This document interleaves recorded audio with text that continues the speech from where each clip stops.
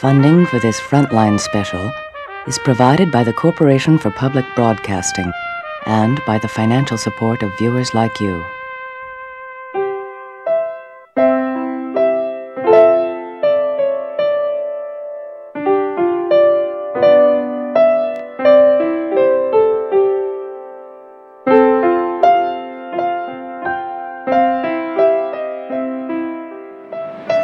If I think back, what I would remember most is fear.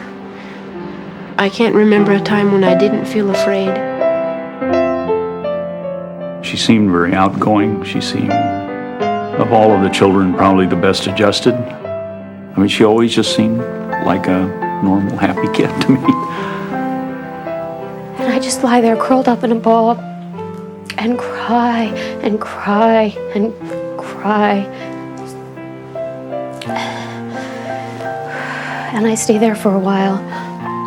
And I feel safe there. I know he's not going to follow me, and I feel safe. We had almost an ideal American dream, if you will.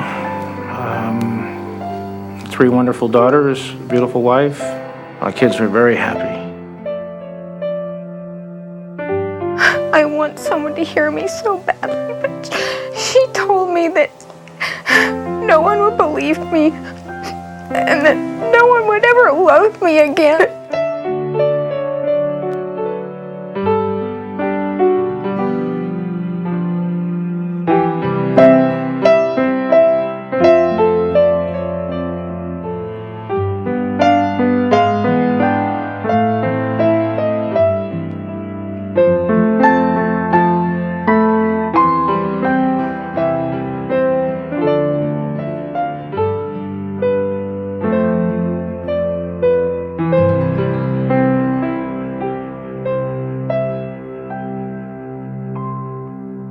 Well, I was sitting at home in my family room. I had my son in my lap where I was giving him a bottle, and my daughter was playing on the floor below me with some of her friends, coloring books.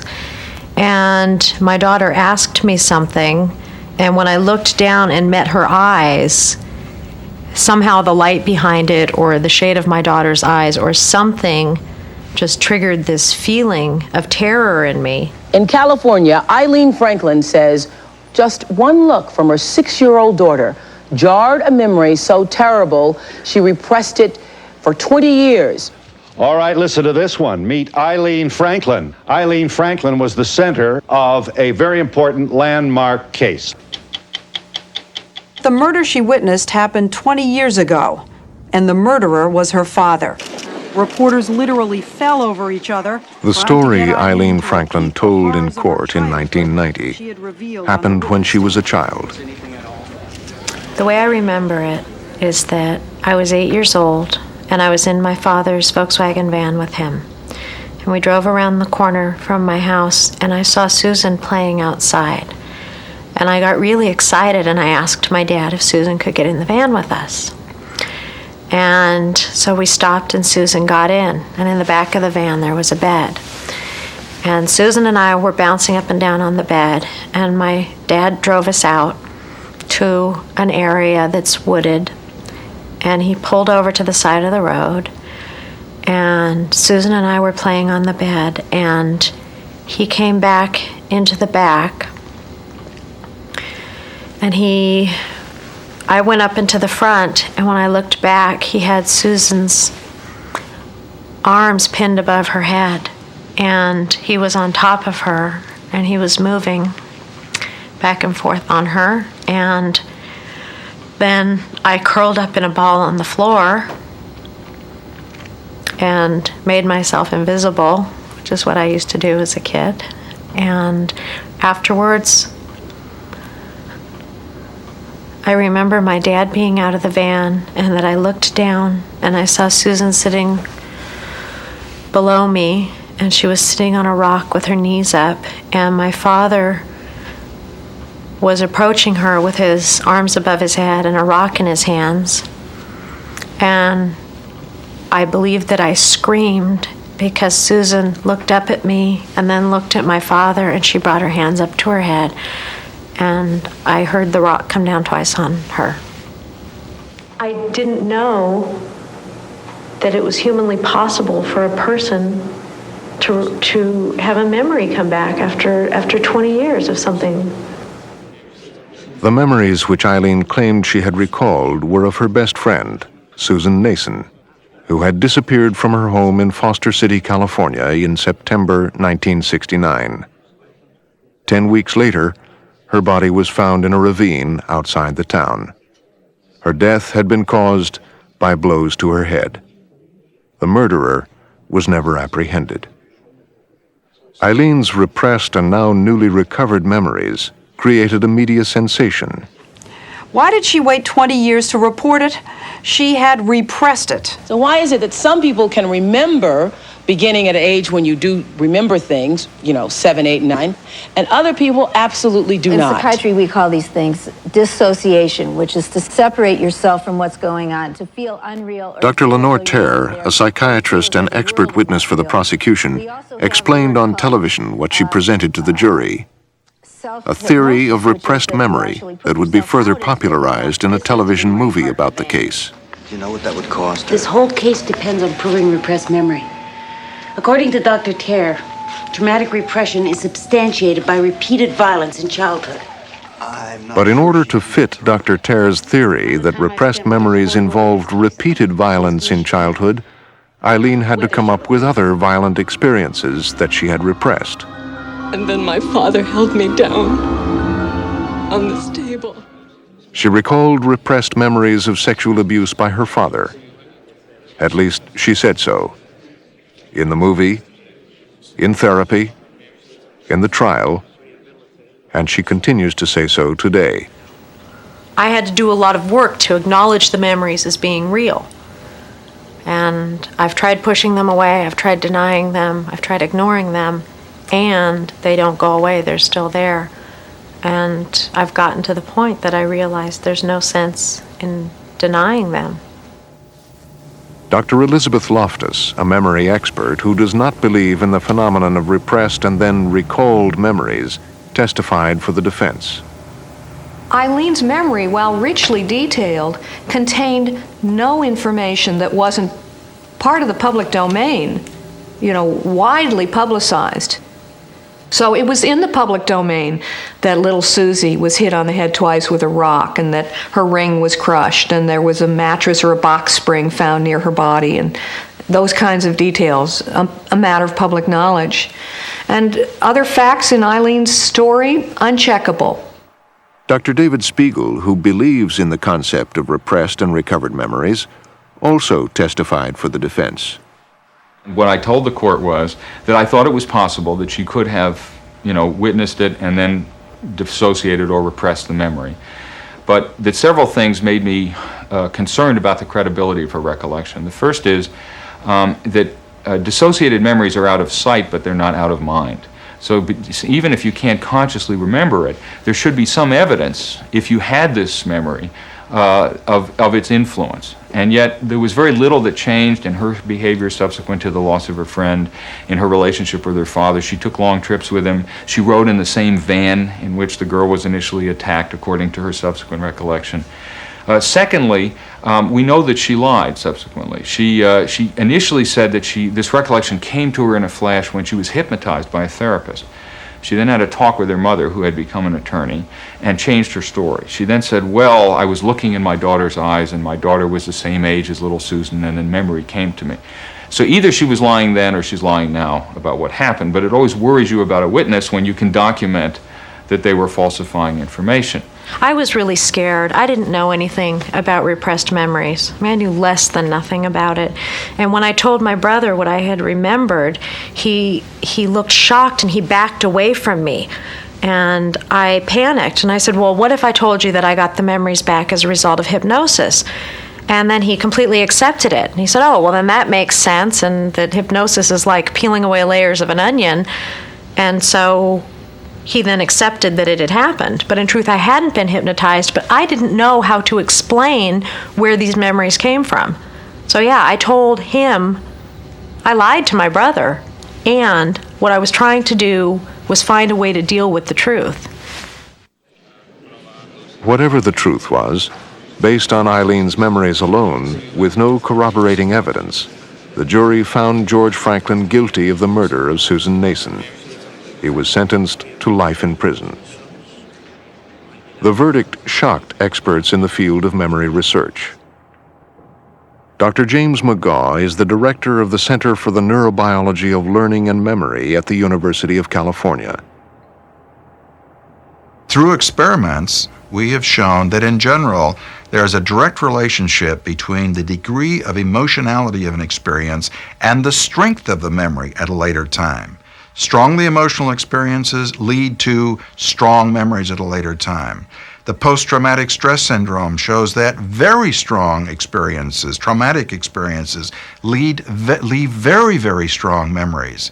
Those are verified. Those are validated, that relationship.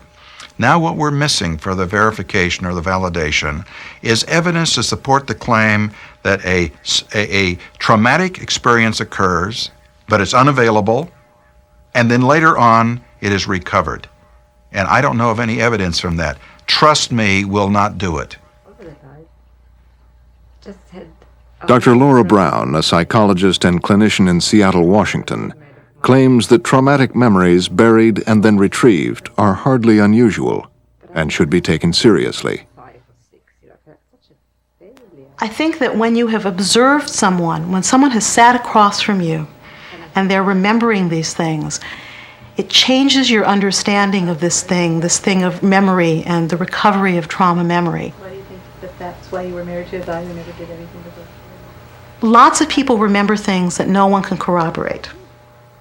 Lots of things happen. You know, it's the old thing, if the tree falls in the forest and no one's there, does it make a sound? Yeah, it's made a sound. No one was there to hear it. If we don't know, if there was no witness, does it mean that it didn't occur?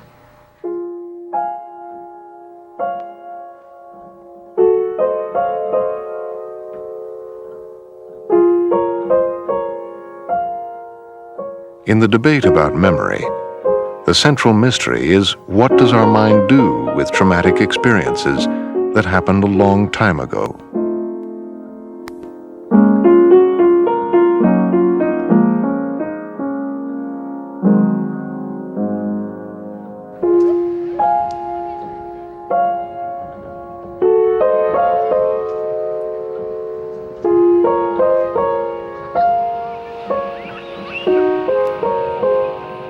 My daughter was born after I'd been married 6 years. My son was born approximately a year and a half later.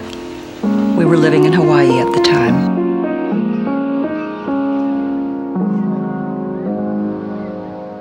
When my daughter was 5 years old, I found out that her father had sexually molested her.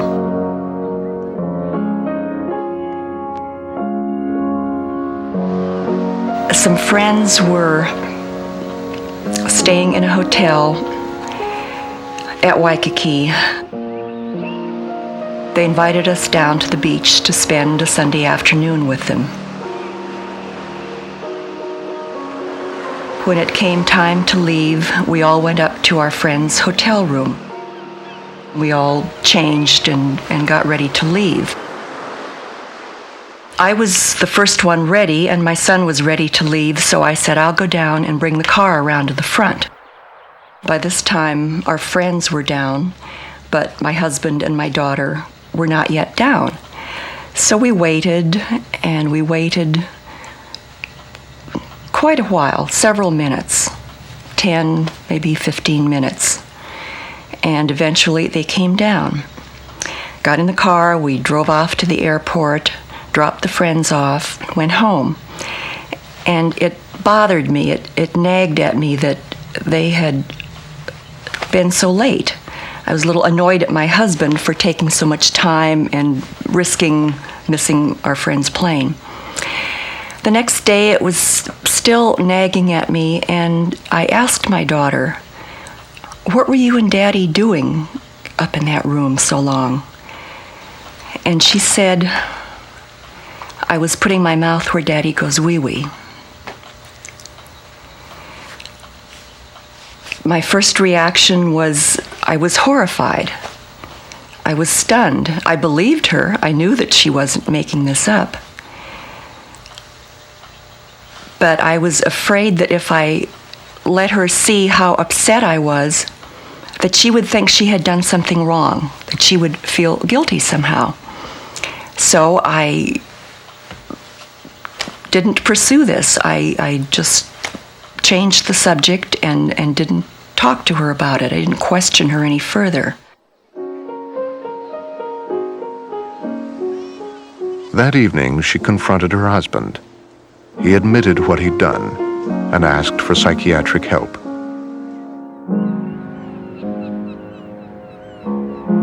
The incident was never again discussed with the child.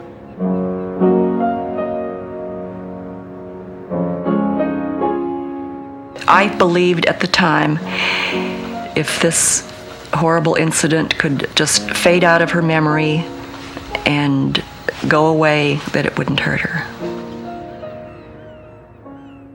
But Jane grew up a troubled young woman. She was in therapy in high school and again in college.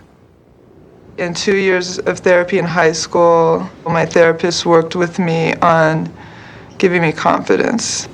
The therapy I started as an adult went on for 6 years.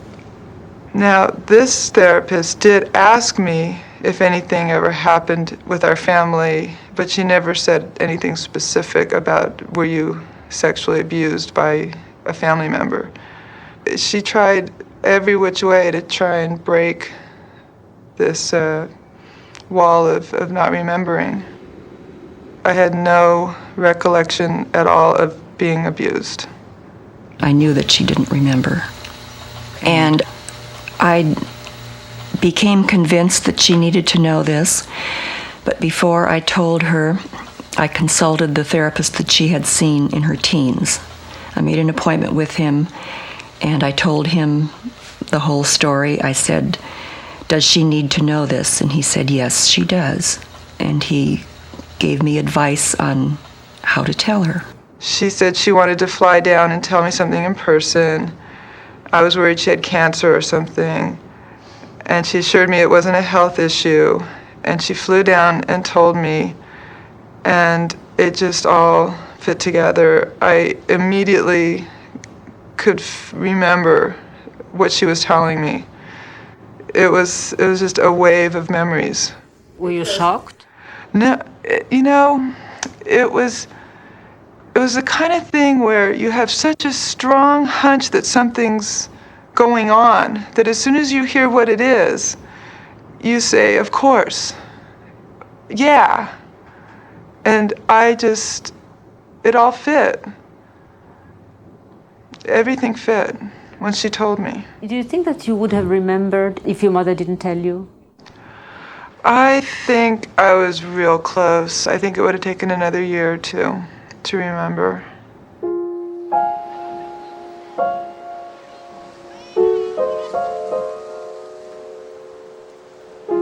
Would she have remembered what happened to her as a child if she were not told? No one knows. What exactly she remembers now is not clear. But whatever she now remembers, she says, helped her make sense of all the things that didn't make sense before. And it helped her heal. It all made sense. I had a reason that I always knew I had, but never, as a 4-year-old and a 5-year-old and a 6-year-old, didn't know what all was going on. Everything came together for me. I felt like a whole person for the first time.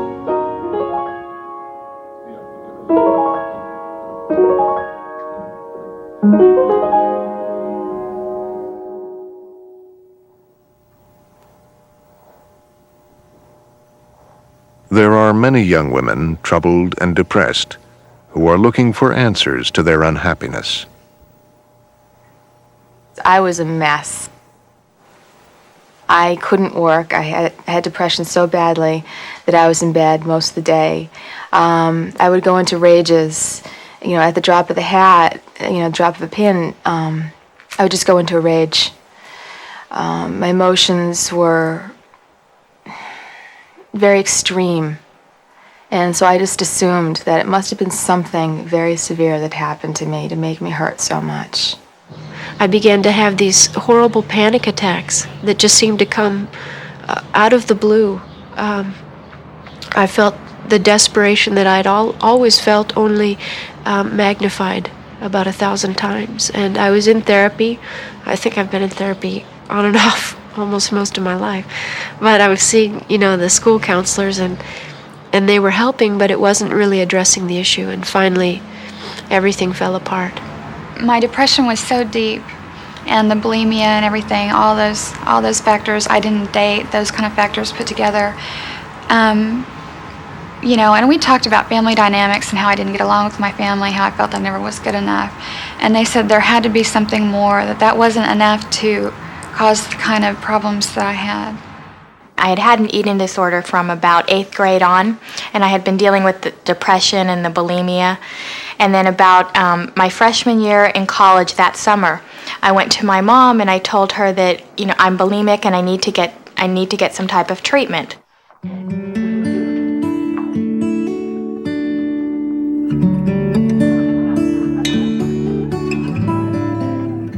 Holly Ramona grew up in an upper-middle-class family in California, the eldest of 3.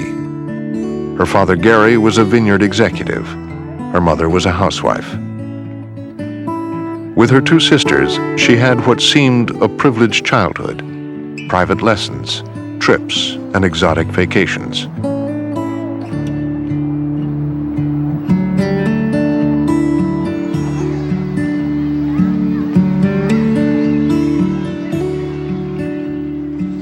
Before Holly asked her mother for help, life in the Ramona family seemed very good.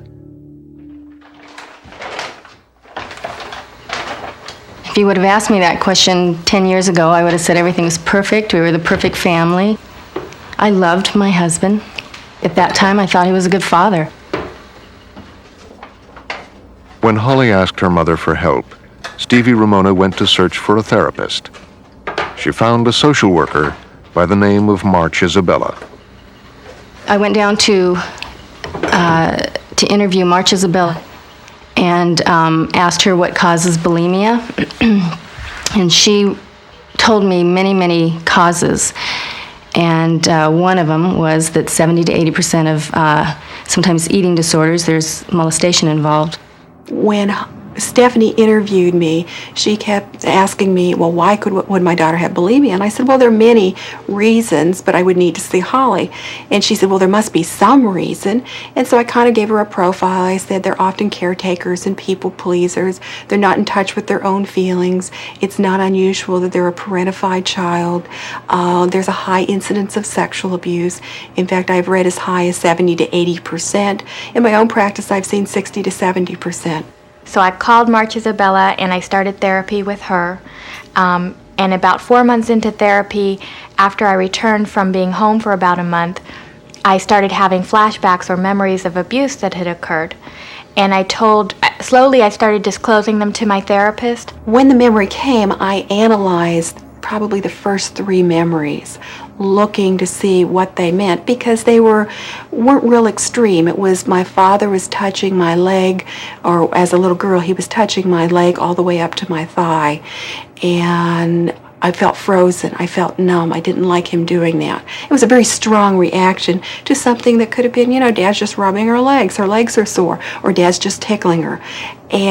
But it impacted her greatly. And then week after week, the progression of what had occurred had gotten a little more advanced. And I would listen, trying to assess, is this abuse? This is not abuse. For a few months, Holly and her therapist sifted through Holly's past, searching for forgotten feelings and buried memories which would explain her depression and her bulimia. Finally, they say, they were both convinced Holly was sexually abused by her father. In the beginning, when I started having them, I thought, maybe I'm going crazy, or am I just making this up?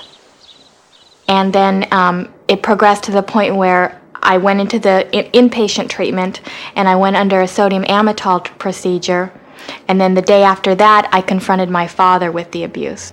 I didn't understand what was going on. I mean, I was trying to understand what she was saying, and then I said, Holly, what are we talking about? What's going on? And she said, well, you raped me. And I said, Holly, this is not true. What is going on here? It was too real. When I'd have a memory, I'd wake up sometimes terrified in the middle of the night, or there's some nights now I'll wake up huddled in the corner of my bed because I'm afraid that my father is there. And you can't have those things if it didn't really happen. A mother has a gut feeling. First off, when your daughter comes to you, you have a gut feeling, and it's a strong, I don't care who it is, it's just something that you have, and then you go with the symptoms, and it just all comes together. You said you were happy for 25 years, so where was your gut feeling? Well, I didn't, nobody said that, nobody told me that Gary had raped his daughter. It became known as the Ramona case, dividing not only the family, but also further splitting the therapeutic community over the validity of recovered memory of sexual abuse. If we take seriously our duty to our patients, then we are allies in their healing. And we are helping them to become more powerful, to become freer, to become more assertive, and to be in a psychological condition where they can, in fact, hold perpetrators accountable, where they're not intimidated and they're not afraid to tell the truth. If you tell the truth about your life, you begin to see the world more clearly, and you have more power and more choice. You're more in charge of your life. If that truth happens to include that you were victimized, then tell that part of the truth. Because when you tell that part of the truth, then you can begin to change the effects that that had on you, and to realize that it didn't happen because of something you did, or because you were weird or unique, or because you were a bad person. It happened because we live in a culture in which violence is more acceptable than sex, and in which sexual violence is extraordinarily common. Dr. Salvador Minuchin is an eminent psychiatrist who now works in the field of family therapy. We need to be very, very clear that there are two issues. One is that at this point, at this historical point in the United States, we are discovering a tremendous amount of incest and sexual abuse. So we are not challenging that fact. What is important when we are discussing that issue is that therapists are creating, together with patients, memories that may be false. They may be false, but there is a sense in the part of the patient that they are real, because they are consensually validated. You and me agree.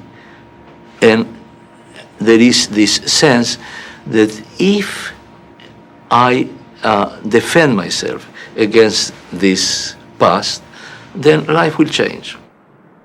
But if Holly felt better after she confronted her father with her memories, he was devastated. Abandoned by his family and fired from his job, he decided to sue his daughter's therapist for malpractice. Gary Ramona told a Napa jury today how he heard and found out that his daughter had accused him of rape. Marge said that I would take Holly into our bedroom at night. I would close the door. For the first time, the court would hear a malpractice suit in therapy brought by a non-patient, as Gary Ramona sued March Isabella and co-defendant Richard Rose for malpractice and implanting false memories of sexual abuse. And I told her that it was absolutely a lie. It was not true. Ramona asked for $8 million in damages. We have the proof. We know you did this.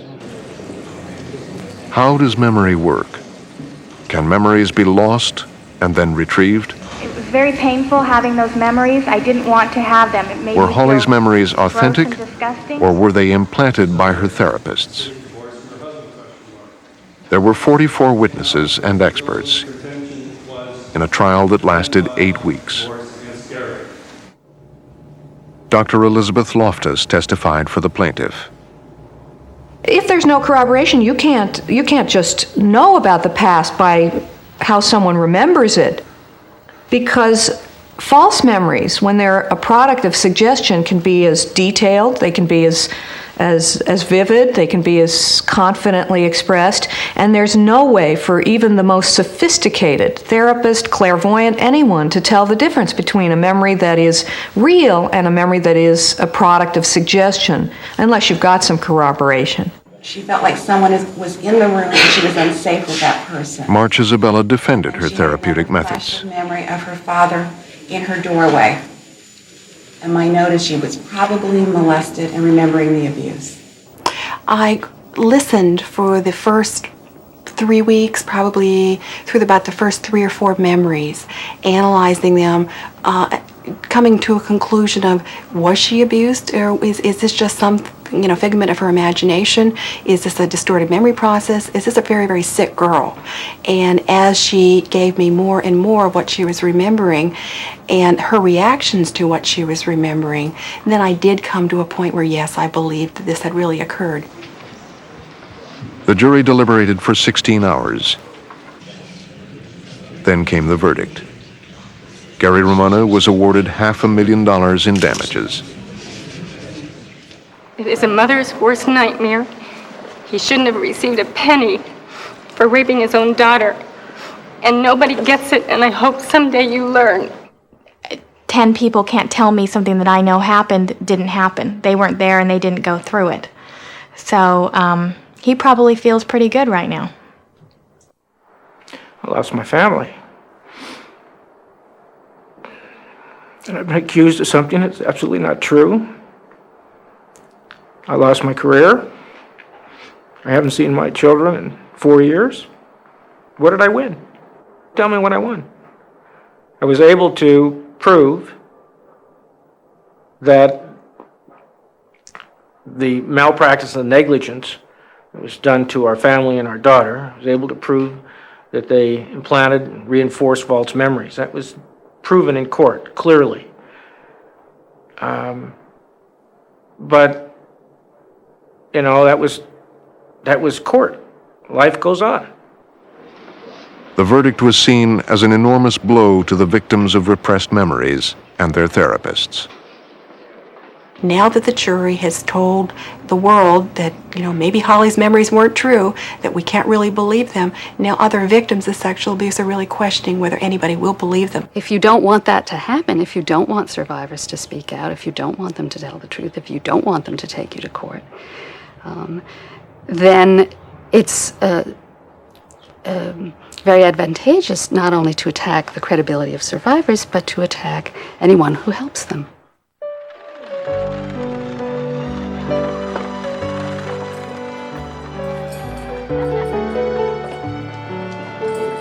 The debate is a century old and has its roots in Vienna, where Sigmund Freud lived and worked. Well, Freud was really, in a sense, the first psychiatrist. And people were coming with their problems, with their unhappinesses. And he called what they were, quote, suffering from, hysteria. That is, they were suffering from, as he put it early on, reminiscences, ideas, memories. And what he was looking for then was, what were these memories? What were the ideas that were bothering primarily women? There were also men, but it was mainly women that Freud was seeing. And what he discovered, what he more or less stumbled on, at least as he tells the story, is that these women had been sexually abused in childhood. So he developed a theory that if somebody is sexually abused in childhood, they will develop later on in adulthood what he called a neurosis. But what we would today say is simply unhappiness. And he called it, sometimes this neurosis took the form of hysteria, and other times it took other forms, obsessional neurosis. But basically it was people were unhappy later in life, and Freud thought he found the reason for this, namely sexual abuse in childhood. So in 1896, he decided to present his new finding to the world at what is by now a famous meeting in which Freud got up and he read a paper. Well, he didn't read it really. Freud was amazing at simply speaking. He just stood up and talked. And he called it the etiology of hysteria. That is, the origins of hysteria. So we would say today the origins of human unhappiness, really. So he read this paper, or he gave this paper, and he expected to be met with enormous applause, that people would recognize, oh my goodness, here is the first time that anybody has ever come up with a theory about what happens in childhood and what this leads to in later life. And instead of which, the people responded with total silence. And he had began on a very high note. He said, gentlemen, I am here to tell you that I have found the caput nili of psychopathology. I found the source of the Nile.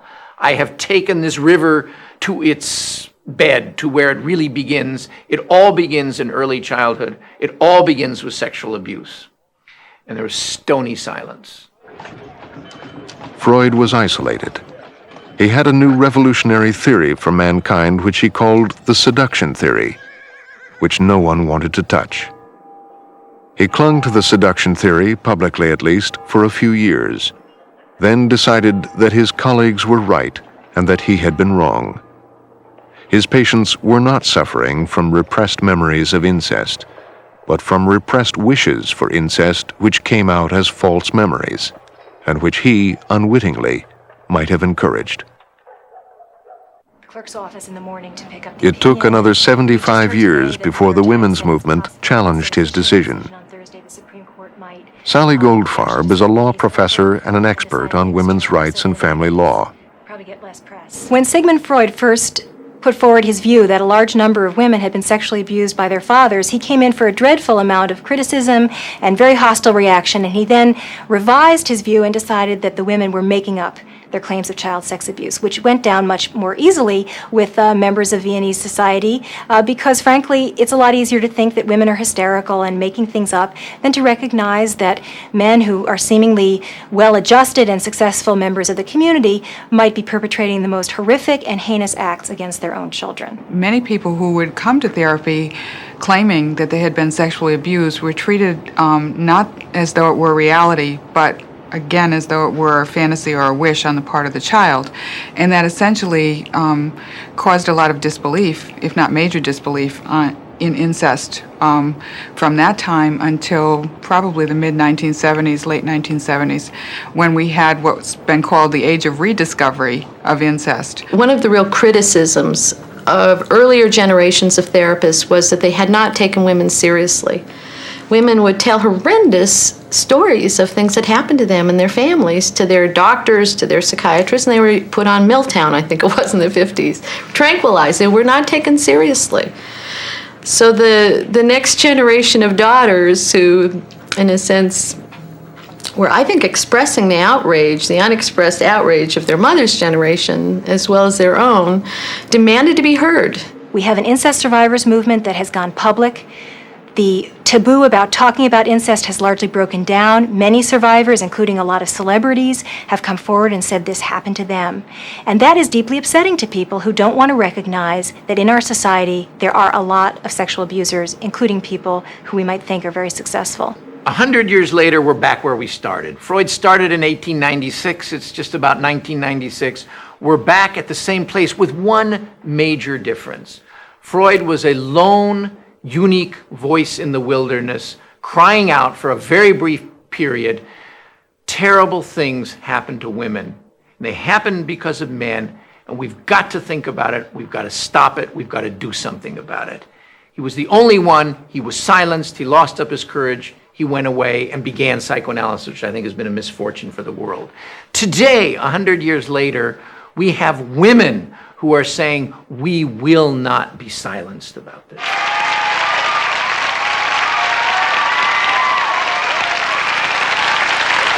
Miss America 1958.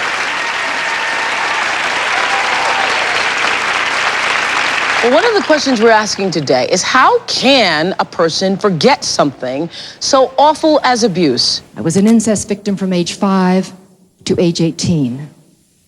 Today I stand before you at age 54 an incest survivor. Could something happen in your childhood that was so terrible that your mind locks it away?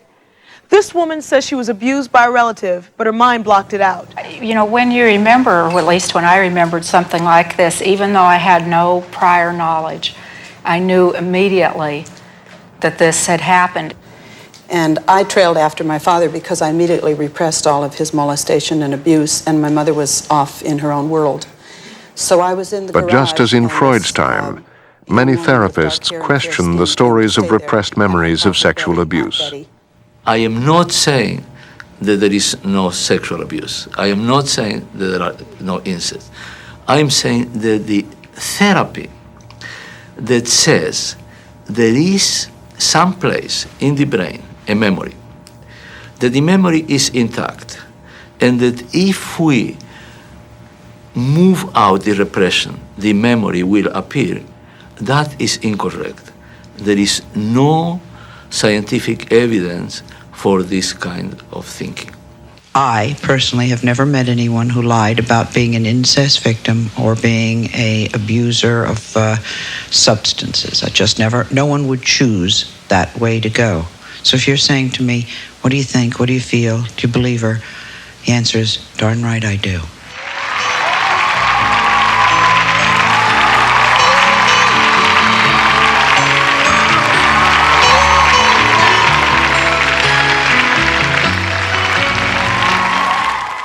Why would I want to spend even 1 minute in this office if I didn't have to? Right. And yet I have to. I have to come back. I mean, it's like a magnet. I need the healing. I need your healing powers, Joanne. I need you. I need. We all need each other too. We all need each That's other. very important, each other. I know everyone in group has had trouble with their families, honoring their memories, respecting them, believing them. Everyone in group Across the country, thousands of women meet in groups to recall and share memories of sexual abuse. Okay, and Joanne so I Stillwagon's group meets in Southern California. because family is very important, and it's hard to find yourself the outcast in the family because you're the one that's talking about the family secret. What happens as a survivor, especially a survivor of molestation, sexual molestation? The people around you are not going to believe you. Most of the time, 90% of the times, if it's incest, the family's going to turn against you. The mother, the father, and your siblings. So you're out in the world alone with these memories. You're the family enemy because you're telling the secret, all right? And so these survivors begin to be your family as you're going through this process. Are you having any memories? Mm-hmm. Do you want to share any that have been coming up? How graphic should I be? The truth. Just come from a place of truth. Well, I don't know. It's kind of hard for me to say. I guess ever since I've been married and I've been sober off the drugs and alcohol, having intercourse with Sean is just getting more and more like I'm starting to remember that my perpetrator had sex with me, and I smell him and I feel him. Growing up, I was terrified of the water, and I didn't realize why. I mean, when I went in the bathroom for any reason, I'd lock the door. My youngest sister accused me of breaking up the family, and she said she'll never talk to me again, so I feel real lost. I'm just grieving. For the first time in their life, they got somebody here who's going to listen to them that believes them, and I do believe them, and I've never had a person come in my office that I don't believe, and I tell them that I believe them. That they have someone now, like a safety net, that they can start letting it out. Dr. Michael Yapko is a clinical psychologist and specialist in hypnosis who recently published a book in which he criticizes the techniques that many therapists use in recovering memories. The recovery therapist tends to view problems in terms of a presumed history of abuse. And so by looking for abuse, expecting to find abuse, It's no surprise when they uncover abuse. I think it was psychologist Abraham Maslow who once said that if the only tool that you have is a hammer, then everything around you begins to look like a nail. I didn't have any memories until I was over 60 years old. I didn't have any memories until both of my parents died. And they were so powerful. My father started molesting me when I was an infant, and he stopped when I don't even know when he stopped. The abuse was extreme. I was physically beaten. Both my mother and my father molested me sexually. I was put into a wooden box that was a punishment Therapists believe these stories because they are taught to believe philosophically, therapeutically, that in order to help your patient, you have to believe them. He sent me out to prostitution when I was about 8 or 9. And so what we find out is that as the person becomes increasingly immersed in the belief system that abuse happened, and then with each subsequent session, they're encouraged to recover more detail and more detail and more detail. And now the therapist is getting immersed more deeply in the beliefs too, at which point it's hard to tell who's hypnotizing who at this point. Now we watch the allegations week by week grow and grow and grow. So what might have started out as a simple experience of sexual abuse, by weeks later, it's satanic ritual abuse. Our dad killed the pizza delivery guy and made us eat his gallbladder, and the stories just get more and more bizarre. What I've been remembering is a lot of torture by my mother and my grandmother and 2 uncles. And the group that they were involved in, they tortured children, and sometimes they killed them.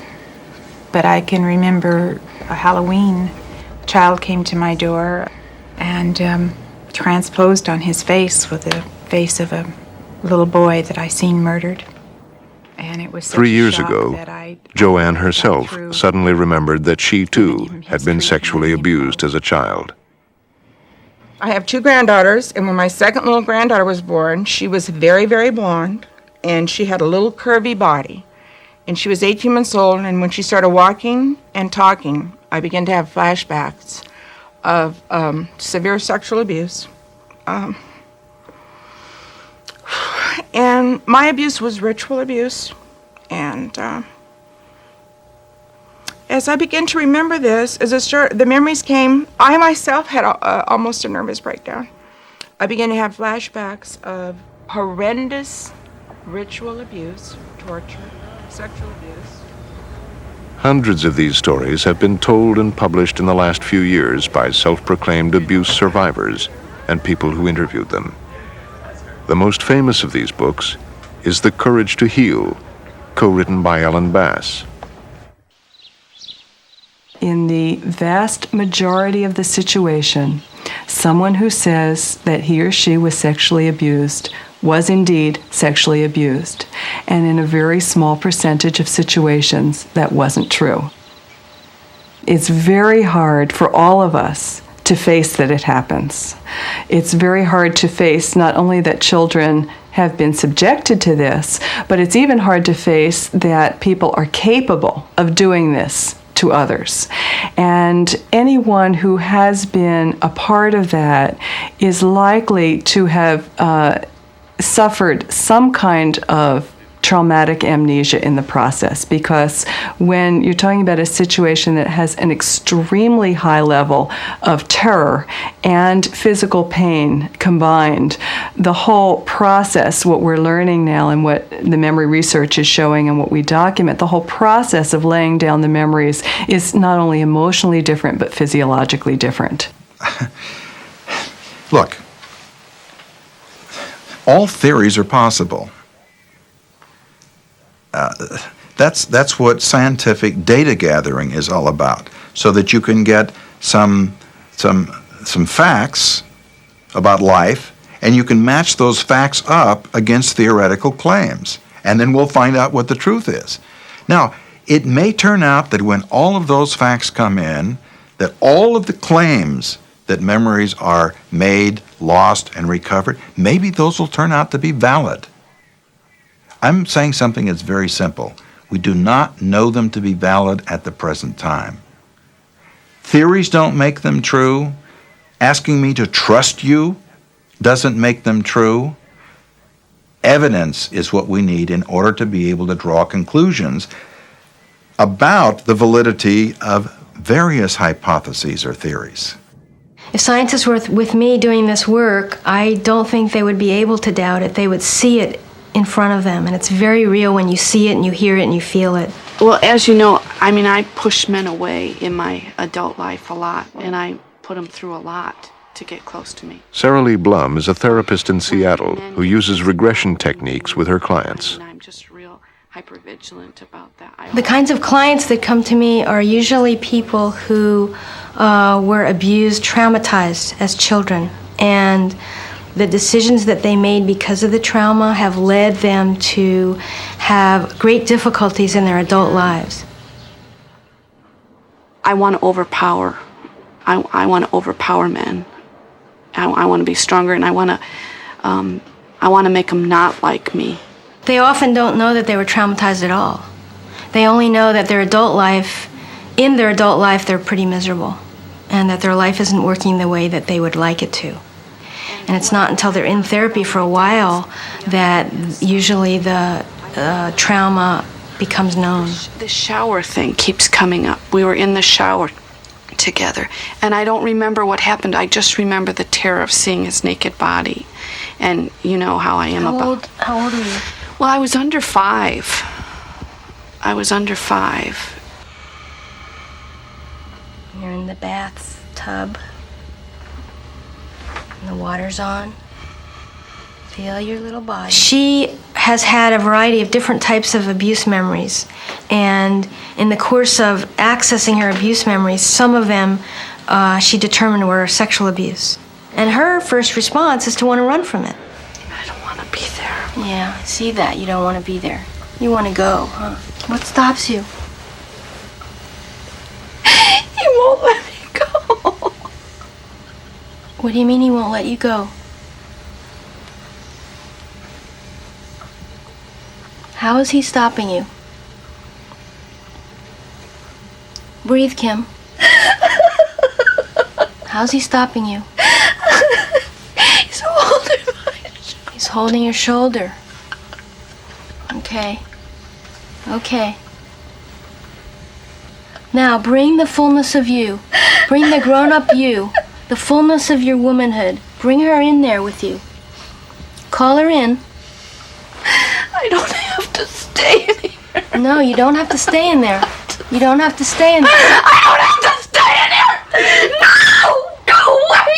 Get out of here! Get out of here! And when a client gets far enough into the memory, I won't allow them to back out of it. Because it's better for them, rather than to re-traumatize them, that they go through it. Oh, I can see you.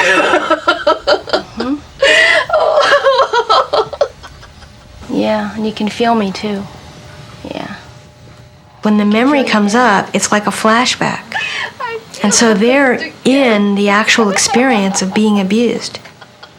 Yeah, you're not alone. You're not alone anymore, Kim. I can tell you how close to get. Yes. You'll listen. Yes, you can tell us how close to get, and we will listen. The use of regression therapy has flourished in the last 10 years. That's the difference. When I was working inpatient in a psychiatric hospital in the Phoenix area several years ago, I started to have clients come to me who were describing a new phenomenon. They were telling me that after years of not remembering trauma, sexual, physical abuse, that suddenly they were able to remember. They were able to see it very, very vividly. They were crying, they were hurt, very distraught over these discoveries. It was fascinating to me. That's where I started checking into the phenomenon of regression and studying regression therapy. In the hospital where I was at the time, everybody was doing it and having dramatic, fascinating results along with it. And so went to seminars, I learned the techniques, did some reading, got some individual supervision as well, and started to do regression therapies. Sure enough, with my first few clients that I was working with, they were getting images of trauma that they had never remembered that had occurred 20, 30, 40 years earlier.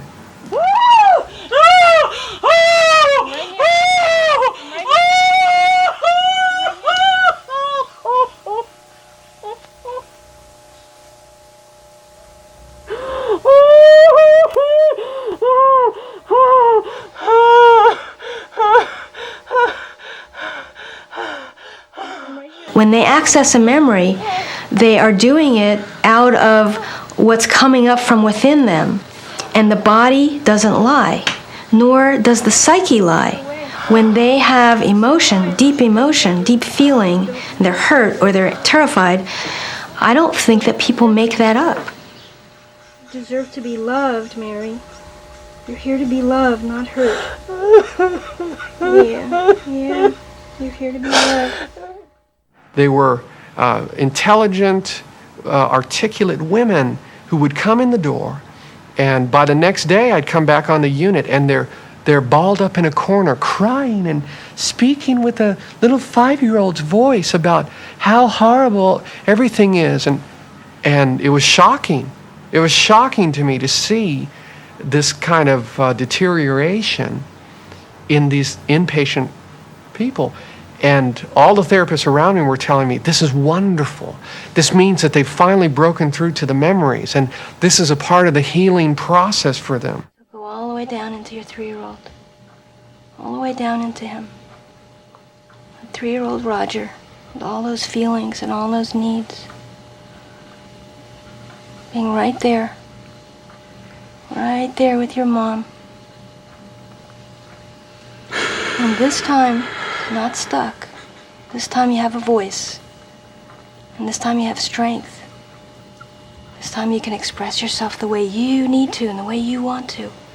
Yeah.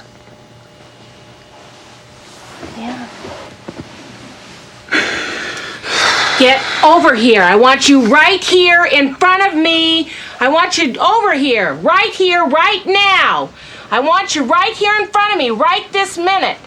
Stop that crying, or I'll give you something to cry about. No.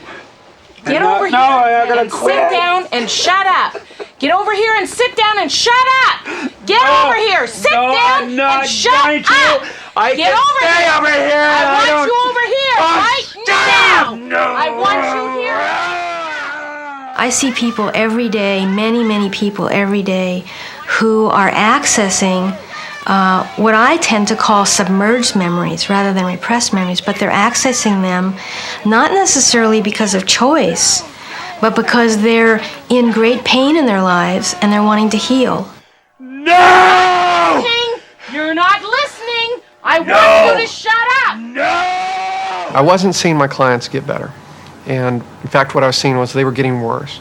So I went out and did my own study, looked at the research, looked at what had already been published.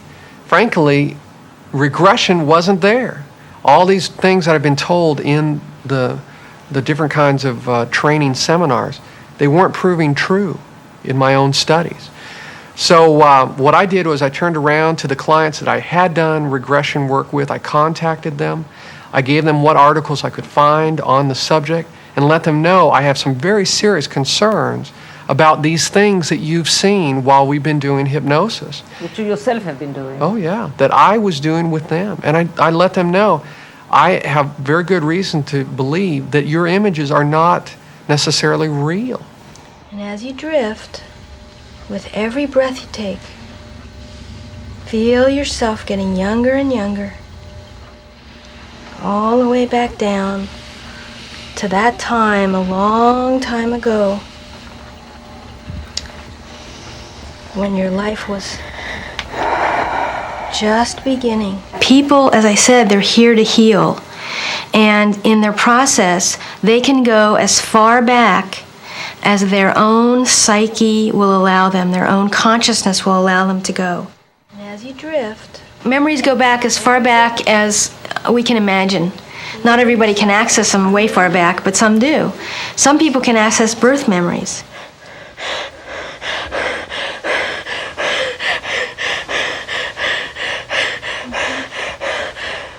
okay. I'm right here. I'm right here. I'm here. I'm here. I'm here. Huh? I'm right here. Feel me here. Feel me here. There are some people that go even beyond conception. But like the woman that accessed a memory from when she was in the fallopian tube and got stuck. And this stuckness has hurt her in her adult life. See what's stopping you? I'm right here. What's there? What's in there? And so when she is able to change that in some way, she can move forward with ease in her life. And that needs to be corrected at the source of the problem, which for her was in the fallopian tube. What's in there? What's in there?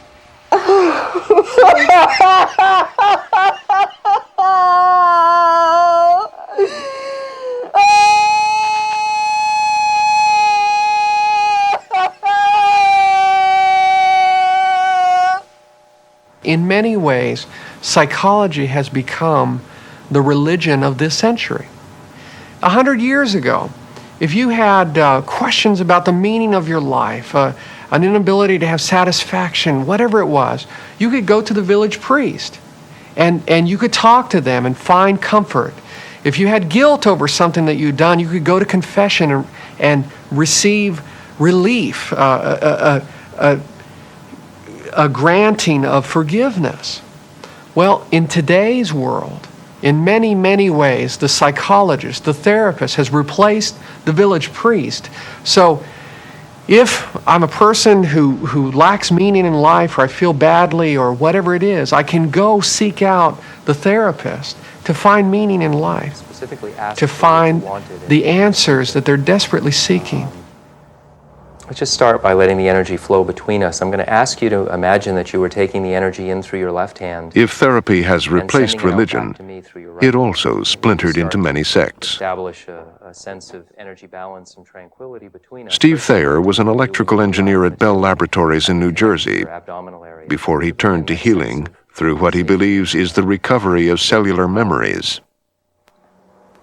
I work with something called energy-based body work, combining it with the power of dialoguing techniques. And I put them into one practice that is focused specifically at the healing of suppressed cellular emotions. Give her permission to just speak. Heather is a housewife and has 2 children. She hasn't been as happy, she says, as she should be. She began to suspect that this might be connected to some forgotten childhood sexual abuse. She decided to pursue it. Mm-hmm. It's safe to tell. No. Why?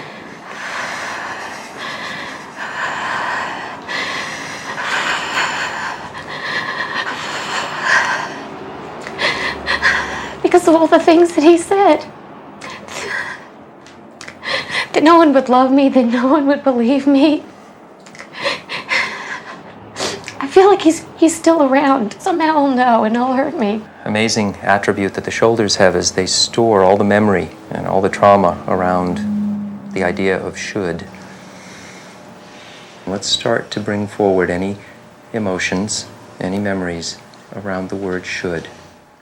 If you were sexually abused and the experience was internalized, in other words, it was more traumatic than you could experience at the time, then you would have repressed into the cells of your body very, very powerful feelings. So I would be looking for fear, I would be looking for anger, feelings of powerlessness, things like that.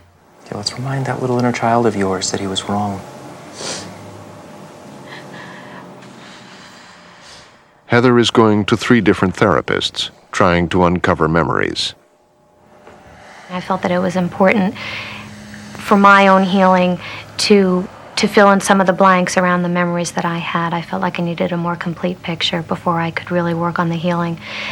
So I started doing hypnotherapy with Dr. Jarman. And under hypnosis, I would remember the rest, fill in the blanks. Just rest there and heal in the light. Let the light shine on you, warm you, heal you. That's right. This is your time to stop and rest and do nothing and just soak up some more of that limitless energy. That's it. Dr. Robert Jarman is a psychiatrist who practices present and past life hypnotherapy. He lives and works in New Jersey. Be guided back to the next thing that you're ready to see. You're doing fine. It's a hot sunny day and I'm playing at the edge of the water by the dock. But I can feel him watching me. I started having memories about 1.5 years ago. They were snapshots or parts of a movie or feelings that I would have, different things would trigger. That's it. And he takes my bathing suit off. And then all I can feel is his hand on my neck, holding me there, and just this weight on my body.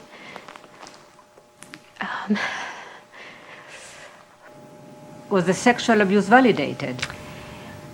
Yes, I think that if it were a memory that was not so, that just kind of popped up in the hypnotherapy and it hadn't really happened, I don't think that I would have all these other symptoms in my life of the sexual abuse. Go forward now to the next significant thing that happens. It's okay. Dr. Bessel van der Kolk is an associate professor of psychiatry at Harvard Medical School and the director of the trauma unit at Mass General Hospital. Every time people tell a story, it's basically a story that is looking for somebody to believe you, to be convinced. Of vital importance for a person's well-being, own well-being, is to make a narrative of their own life that makes sense to them. And for people's own well-being, the accuracy of one's own story about oneself is not critical. We all tell tales about ourselves. We all have images of ourselves that are not entirely in keeping with the reality of one's life. But we need to have a coherent version of ourselves. There's your sky again, your little island beach where no one can harm you. You're safe there. Pam is Heather's mother. She is a teacher. 8 years ago, when she was diagnosed with cancer, she went into therapy to find out if there was an emotional reason for it. My cancer really came from a lot of emotional repression. Anything that was painful at all, any of the painful emotions, I would just repress, just stuff it right down. Of course, you know, I was then not authentic either. You know, Sally Sunshine is not an authentic person. I remember one of the sessions with Dr. Jarman, I said, you know, he asked me, what would you like to be like? If you want to be authentic, you know, think of somebody that intrigues you or that would be a good role model. So I had recently read a book on 10 visionary women. And it was very interesting about how they had grown. And I said to him, it was a fascinating book. I learned a lot, and there's some characteristics I would like to build into myself. But you know what startled me? A number of these 10 women had been sexually abused as children. And I said, you know, it rather terrifies me that how can people walk around and not know awful things have happened to them in the past? And I said, you know, could this possibly be, you know, part of my past? And he said, well, there's one way to find out. What room is this? Her bedroom. Who is she? What's her name? You know her first name? Okay. Anne. Anne, okay. What's her name? Under hypnosis, Pam remembered that her babysitter, Anne, had molested her.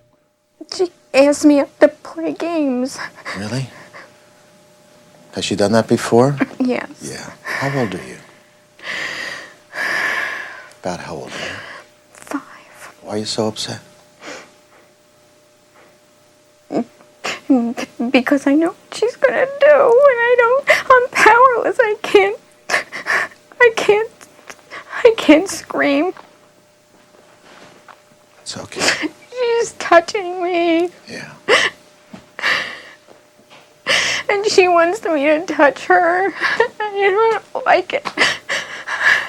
I hate her white skin, and it's got freckles on it.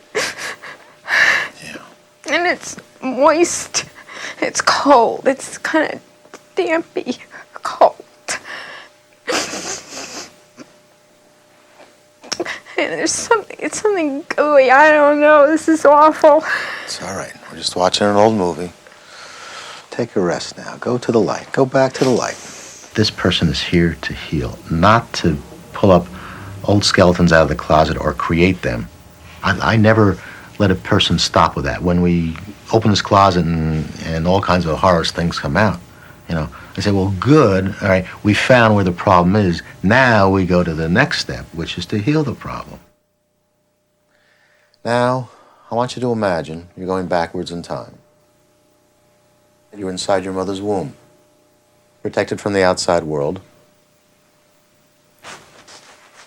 Once you've rested enough, you can be guided back to a previous time, a previous life. Look down at your feet when you get there and tell me what you start to see as you start to see your feet. I'm wearing sandals. They're decorated. They have jewels on them. There's a strap that comes up between the toes and around the ankles. I'm a woman. A woman of means. I have many servants. One of my servants. Yes. I know who she is. Good. You know who she is in another lifetime? Yeah. I see. She was Anne. She was Anne. Oh, all right. Tell me about it. Pam would also remember that Anne, the babysitter who had molested her, had been in a previous life her servant, whom she apparently had badly mistreated. And I think that's why I was particularly harsh with her, because I sensed rebellion, and it was like a challenge to me. It was a challenge to my power and my ego. You look angry now. Oh no, I feel real bad about it. Is this just some confabulation on the part of the person? I don't think it is. Fortunately, I don't have to know. People come here, and I am here to help them heal.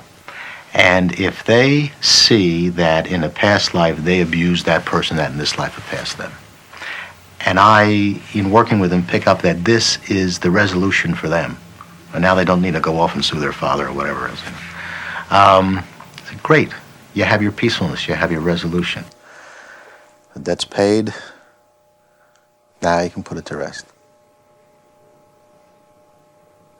There is a particular culture that develops between the therapist and the patient, because the patient comes and the patient is anxious. The patient is confused. The patient has a general sense of malaise. In the therapy, suddenly there is an aha experience. All of these vague things that affected my life have a cause, have a root. If we are able to challenge that root, everything will be better. So this sense of aha is tremendously exciting feeling for the patient. Now, it's not everything is vague and anxious and confusing. Now, there is a reason for all of that. We were at the market. Yeah. Dawn, a therapist herself, had experienced physical problems whose roots she thought were in the past. Trembling, are you frightened? Yes. Why? I've had various degrees and kinds of stomach disorders my entire life, including my early childhood, that there was never any medical reason for me to have that. Just always sick to my stomach. The king chooses the dancers to be with him. I see. I know he's going to choose me. Yeah. Tracing the roots of her problem took Dawn to the 1st century A.D., Chosen by the king? No. Why? when she believes her stomach was slashed and she was killed. What happens next? Do they take you somewhere? They take me to the square. Yeah. And then what? And there are many soldiers there. Yeah. Oh, I mustn't scream. Why? Because you're trying to be brave? I have to have dignity. I can't take my dignity. When I was actually being killed, I had made this decision not to scream, to die with dignity. The screams were just trapped, the terror was trapped in my body. I think that's what the sick to my stomach has always been about.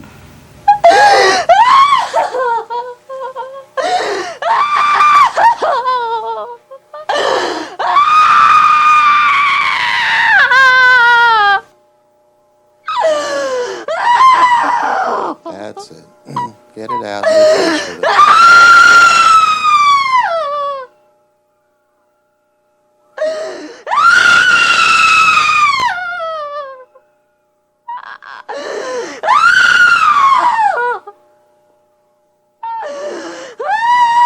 That's it. That's it. That's it. Go to when your spirit leaves your body. I see it as very real, very real. Why would somebody make something up like that? And how do you manufacture those kinds of emotions? How do you do that? In 1992, for his book Suggestions of Abuse, Dr. Michael Yapko gathered data from over 850 therapists all over the United States about the issue of repressed and recovered memories. For my book, I interviewed many experts in many different areas. Experts on trauma, on sexual abuse, dissociation, hypnosis, suggestibility, memory. And the one question that I asked that was the only question to derive a totally unanimous answer was when I asked, how do you distinguish a true memory from a confabulation? And the unanimous answer was, regardless of what side of the issue they were on, the unanimous answer was, without external evidence, you can't. What do you do? How do you ever know that what the patient is saying actually happened? Yeah, it's like reading a novel. But you read a bad novelist. After a while you put a book down because the story doesn't cohere. The story doesn't make sense. People don't talk this way, people don't interact this way, and the book is lousy. If you read a great book, and the characters are true to life, that's how people really feel and interact with each other. And eventually when you do clinical work with people, the internal coherence of the story, how it all hangs together, is not very different from what the great novelists do.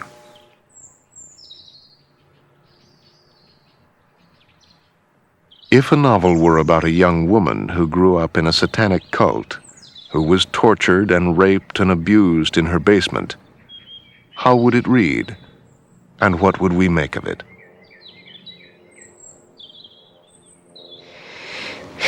If I think back, what I would remember most is fear. I can't remember a time when I didn't feel afraid, when there wasn't a tremendous tension in our house, amongst all the children, really. It had a lot to do with my mother's anger. She has always been a very angry person, and so I felt deathly afraid of her anger, as if the anger was something that could actually kill me. And I guess to a child, that's a reality. You're dependent upon at least one of the people who are taking care of you, are supposed to be for your life, and so I was always afraid of her anger. She was born to an upper-middle-class family in Santa Monica, California. She was named Anne, the second child of what would eventually be a 4-children family.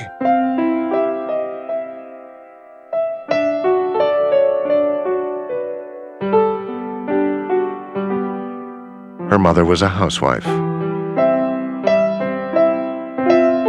Her father, an attorney.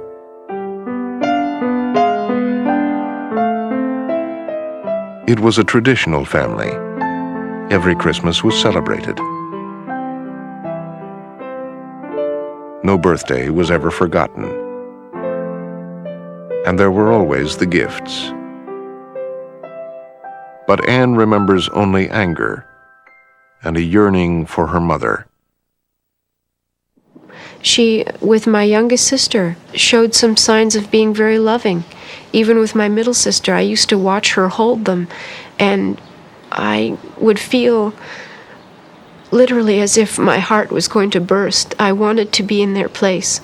The closest I remember really feeling held by her was as an adult, and my middle sister was sitting next to her, and she leaned her head on my mom's shoulder, and I leaned my head on my sister's shoulder. We were watching a movie, and I remember thinking, this is just the closest we've ever been, you know, once removed. I left home when I was 17 to go to college on a scholarship as a voice major, and so that was kind of my first movement really out of the whole house, and I was very lost. A lot of the fears that I had always had became intensified, and it became almost impossible for me to sleep through the night, and so I started to drink so that I could sleep. I was singing a lot and doing fairly well in music. You know, that was a place where I just excelled. It was the one place where I was most truly myself.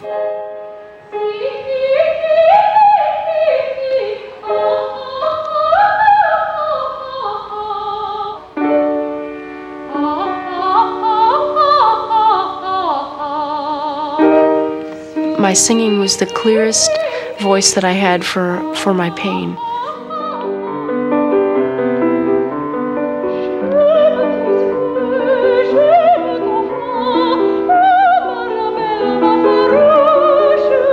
Singing was the only way that I really existed in the world.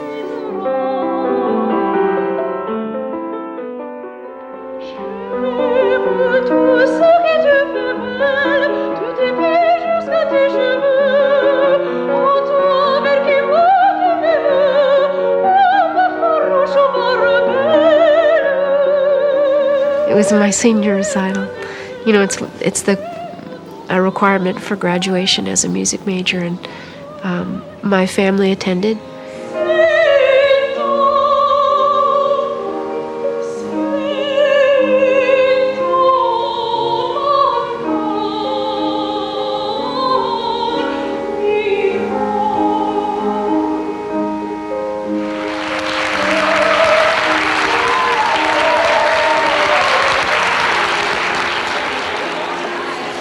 I remember my mom just being tremendously cold at the reception. Did she ever compliment you on the recital? No, never. And yet you sang very well. It was the best I had ever done. It was the moment when I knew that this is what I wanted to do with my life, you know. 2 days after the recital, Anne says, her mother called angry. I just cried through the whole conversation, and I don't really remember specifically what she said, but it was, it just was like it felt like she was just peeling off layers of my skin, you know, just sort of like with a potato peeler, you know. It was excruciating, and after that phone call, I knew that I needed help. I mean, serious help. That relationship, why was it so painful? Someone recommended Dr. Douglas Sawin, a psychologist in Laguna Beach, California. Dr. Sawin was to treat her for 6 years until they stopped their sessions in 1994. He happened to be an expert in childhood sexual trauma. I'm able to sense that trauma, that childhood sexual trauma, especially very early, and usually in the first interview I get some feeling for it. And how shall I put it? I try very hard to provide an opportunity for clients to come into their own awareness. One of the cardinal rules of good psychotherapy is allow the client to have the insight. Don't be a brilliant therapist. Be humble, ask the questions at the right time. Timing is critical. You just ask the right questions at the right time and see what that tells the client about themselves as they answer the question. What did you tell your therapist your problem was? Do you remember? What did you think your problem was? That I didn't know how to relate to my mother, that there was this enormous amount of pain without, it was kind of like there was this tremendous agony that you would think would be related to something really horrible, but you can't remember what was horrible. There's all of the emotion, but none of the memory to connect it to.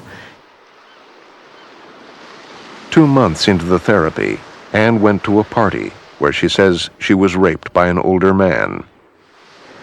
And during the rape, began to see my father's face almost superimposed on this other man's face, and it was very upsetting. It was disturbing.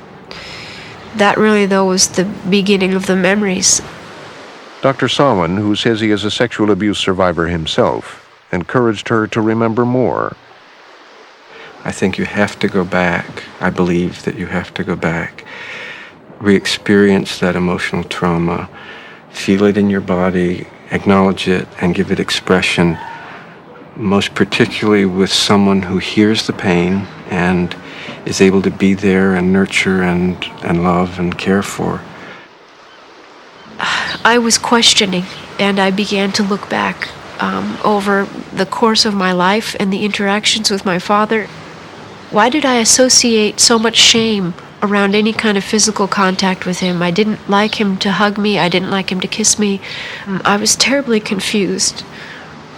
It's a very natural defense system called denial, and it's emotionally overwhelming to come to acknowledge that. And so much so that almost always when a client first begins to get in touch with that early trauma, they get physically sick as well. Everything was falling apart.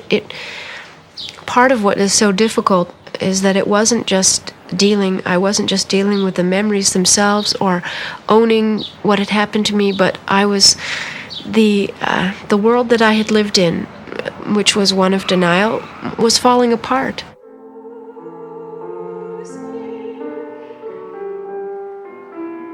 For much of the time, the family wasn't aware of what was happening to Anne.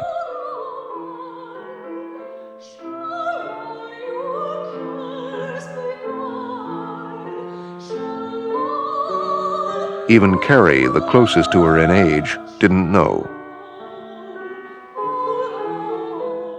She called me at my first apartment at school, and I was unpacking things, and she said, our parents are sick, and then proceeded to tell me, the tale that Dad had molested her. At that point, it was just my father, or had abused her. She didn't really elaborate, and I was floored. I was shocked. I didn't know what to say. And then eventually one day in October of 1988, we got a phone call and she was in the hospital. What was wrong? Well, in my opinion, what was wrong? Why was she in the hospital? She was in the hospital, according to her therapist, because she felt unsafe with herself. Those were his words. But according to the hospital records, she'd attempted suicide. I think what happened was a confrontation over the phone between my sister's therapist and either my mother or my father or both. I'm not quite sure. But anyway, that's how they found out what she was alleging. I said, what's happened with him? What's going on? And he said, you know. He said, you know. And I said, no what? I don't know. I said, that's why I'm asking you. He said, it's because you molested her. And I dropped the phone. I just dropped the phone. I couldn't talk. I couldn't even breathe. And I went to grab the phone from him because he was in shock. It was just an unbearable sound coming out of a man.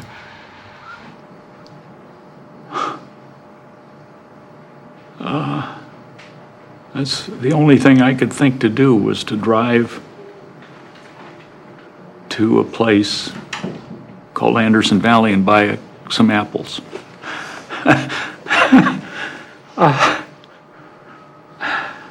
It was the only thing I could think of to do. Did you believe it? No. But again, there's that doubt, am I crazy? Was I in a fugue state throughout my entire childhood. I mean, you second guess yourself. You think, what could I have missed? Neither of my sisters or my brother remembers any abuse happening in the family at all. And what do you make of that? Denial. It's easier when you have 4 people that want to not remember together than it is to be one person who remembers.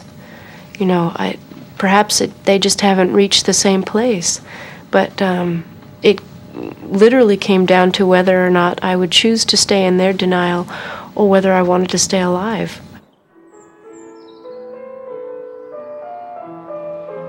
And in order to stay alive, she felt she had to continue her therapy. She left the hospital, then went back in and out again.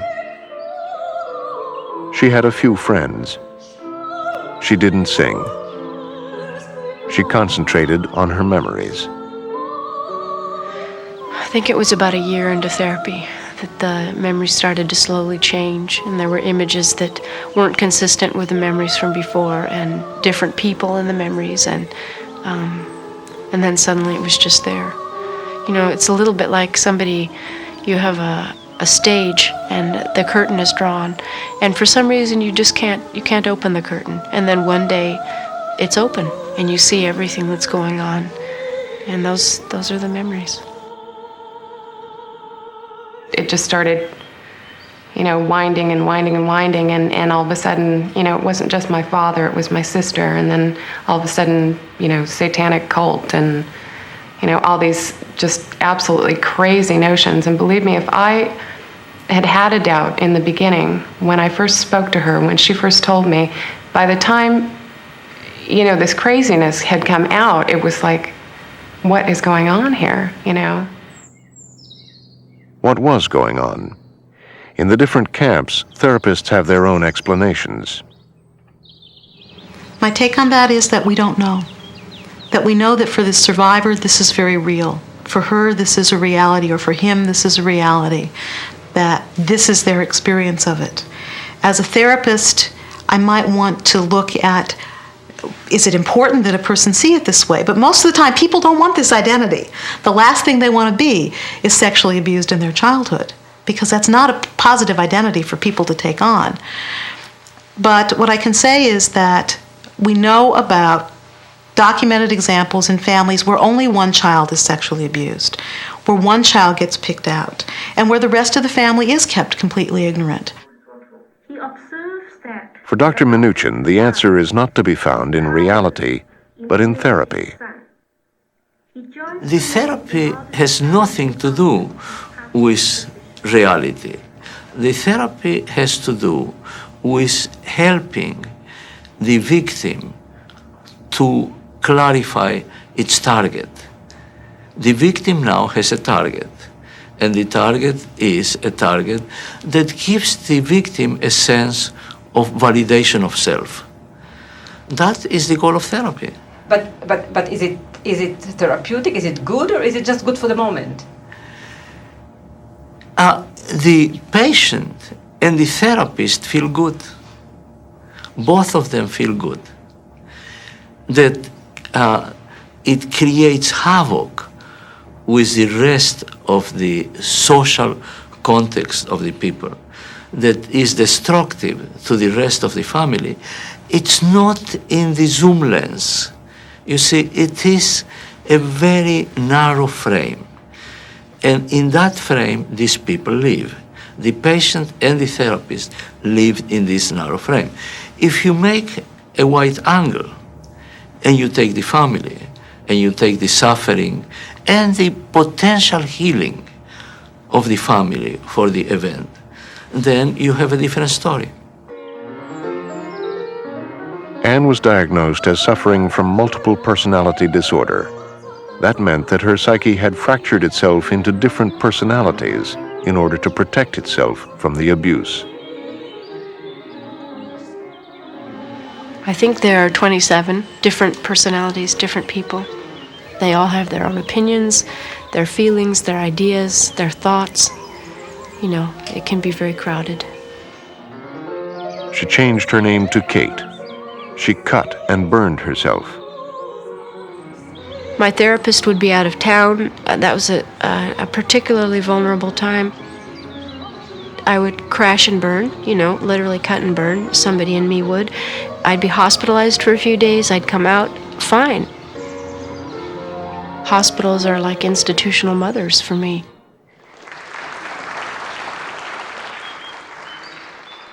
She became convinced she remembered being ritually and sexually tortured by her parents and grandparents. Dr. Sawin accepted her memories. I would say that the memories that clients retrieve are very close to their original experience. The ways that they differ are the sequence of things may sometimes be off, even sometimes the location, but the trauma itself, and especially the emotion, the affect and emotion around the trauma, I believe to be very close to the way that the child experienced it, or the adult experienced it as a child. How do you deal with the enormity of the absurdity? I mean, and you show them objective evidence, like Anne said. Well, she was hidden and beaten and tortured and all of these things, and she has a perfect attendance record at school. So you show that to them. They say, well, that doesn't matter. And well, she was mutilated. So you bring in all of their pediatric records. Oh, that doesn't matter. She never had a scratch on her in her entire lifetime. And no matter what you show them, it doesn't make any difference to them. What do you do if you feel that the reality of your client is actually a delusion? Would you tell them? We all live in a delusion. I mean, it's just more or less delusionary. I mean, do any of us know the truth? Do we know the truth in this moment? Do we know the truth about the past at all? All childhood memories are somewhat different than what actually occurred. So what I would see in that is that if I were to try to adjust the child's reality, I would violate their trust in me. They would say, oh, you don't believe me, or I'm a bad person because I've made up this terrible story. I think I would just cause re-injury. With Dr. Sawin's support, Kate decided to sue her parents and grandparents for $20 million damages for the years of sexual and ritual abuse that they had inflicted upon her. In her pretrial deposition, Kate did not cite any abuse. Dr. Sawin gave most of the details of the memories she had recovered in therapy. Kate remembered that Al and Judy Norris were not her biological parents. She remembered that she had been born and groomed in a cult. Judy, her mother, inserted a broomstick into her vagina, as well as spiders, wires, and vegetables. She attached electrodes to Kate's genitals. Al sexually tortured his daughter with tools from a hardware store. He also dropped Kate into a pool when she was paralyzed. Kate was made to watch abortions. When I'm deposed in court cases, the attorneys say, well, have you gotten corroborative evidence? Have you investigated and have you corroborated this story? And I say no. And they say, you haven't? And I say no. And they say, why not? How do you know it's true? And I say, I don't care if it's true. What's important to me is that I hear the child's truth, the patient's truth. That's what's important. What actually happened is irrelevant to me. It doesn't matter. It is a view shared by other therapists. As a therapist, your job is not to be a detective. Your job is not to be a fact finder. Your job is not to be a judge or a jury. And your job is also not to make the family feel better. Your job is to help the patient make sense out of her life, make sense out of her symptoms, cope better with her symptoms, and make meaning out of her experience. That's your job. Now, I know a lot of therapists work their way around this issue by saying what is called the narrative truth perspective, that if the patient believes it, then it may as well be true. And in some arenas, okay, we can let that slide. But here is a very unique context where truth matters, because if this patient is going to turn around and sue someone and say, he abused me and is going to take him to court, it'd be nice to know whether it really happened or not. They asked that at the depositions. Well, what's your proof? How do you know that this happened? And how do you translate to the world, when you feel it almost all the time, when there's that depth of pain? And in the end, I don't care if people disbelieve me. This was my reality.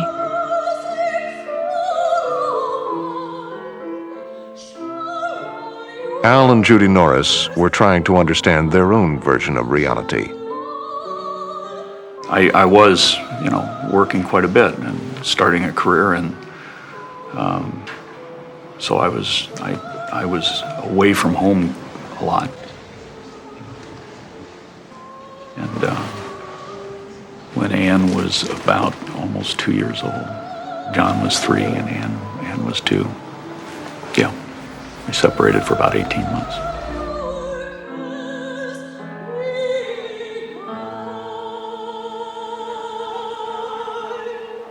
When my husband walked out at me when Ann was 2, I just shut down. Holding my little baby in my arms and rocking her, I felt a really sense of bonding, even though my feelings had shut down towards the 2 older children at that time. Ann, Judy said, seemed devastated by her father's absence, and even more by her mother's withdrawal, which continued even after she and her husband had gotten back together again. Judy said that she knew it was happening, but was somehow paralyzed, unable to do anything about it. I used to look into her little eyes when she was 4, and I knew there was still the question in those big brown velvety eyes that's saying, "What's wrong, Mom? Why aren't you giving something to me?" And I couldn't. And that's something I have to live with. I would say I like to make it up to her. I want to ask you a strange question. What hurts you more, the fact that your mother was cold to you, or the fact that she ritually abused you? That isn't such a strange question, because so many people are horrified, and rightly so, by the ritual abuse. It was just a fact of life. It was like waking up and going to school each day. It was a part of my life from the beginning until I left.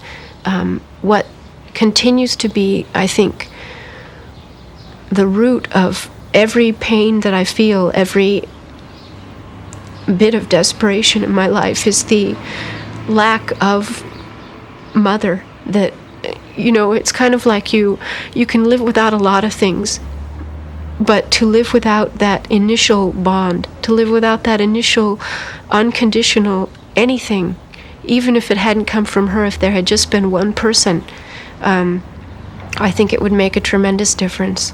What's clear to me is that the child was terribly injured. I mean, frightfully injured, beyond what you and I might even comprehend if we didn't know. So they deserve to be supported. They deserve to have... And the best evidence, the best data we have is their memory. But something happened, something awful happened. So does it matter precisely what that something awful was? Would it have made a difference if sexual abuse didn't happen, if ritual abuse didn't happen, but everything else, mother the way she was? Would it have made a difference? Yeah. Oh, sure, a tremendous difference. To not have been assaulted sexually as a child, to not have been forced into that kind of a world that the people in the cult live in, and to just have grown up in not just, but to have grown up in an alcoholic family where there was a lot of dysfunction with a sort of a cold, abandoning mother. Yeah, that would have caused serious enough damage as it was, but, sure, it would have made a big difference. I firmly believe that I'm never going to see Ann again.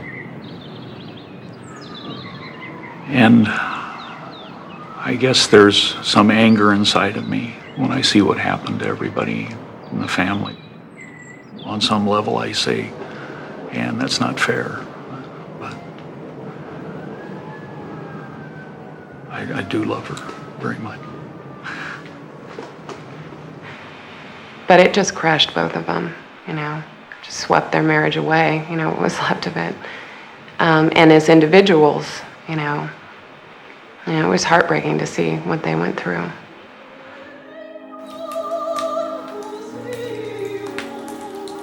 Judy Norris has not seen her daughter for 6 years.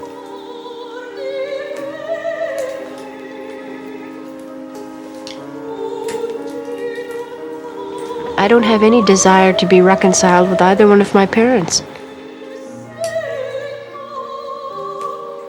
Do you forgive unforgivable things? No, I don't think so.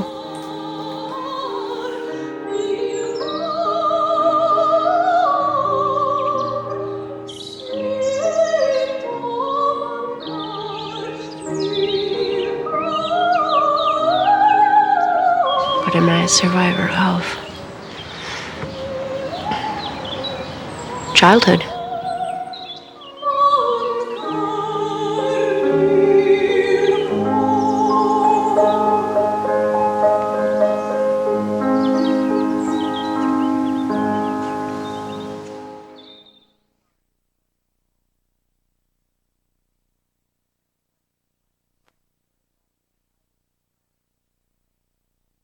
Next week, Part 2. A House Divided.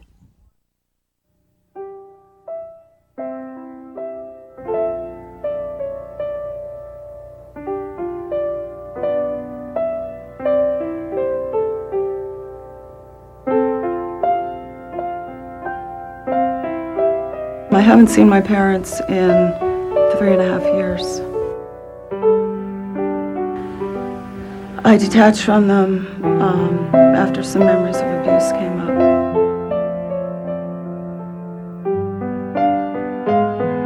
She said we were a terminally ill, totally dysfunctional family, and that she didn't want to raise her children the way she was raised.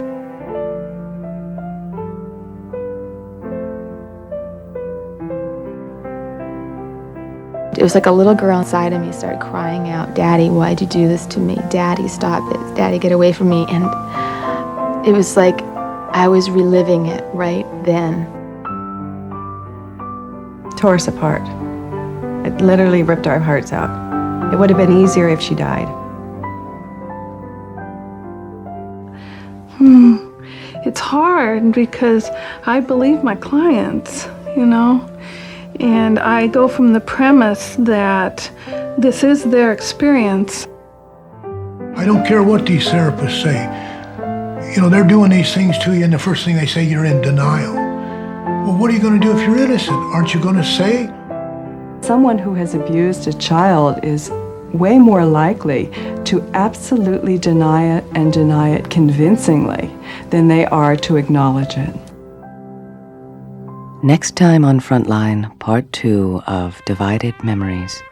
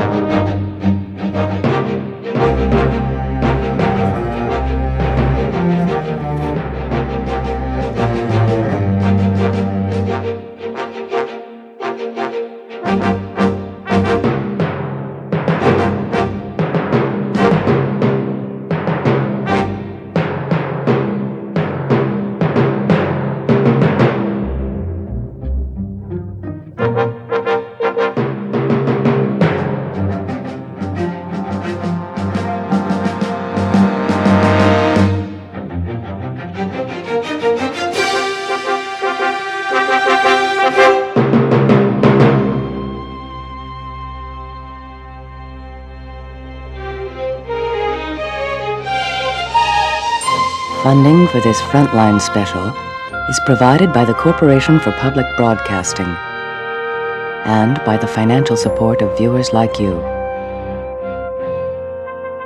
Frontline is produced for the Documentary Consortium by WGBH Boston, which is solely responsible for its content. For videocassette information about this program, please call this toll-free number, 1-800-328-PBS-1.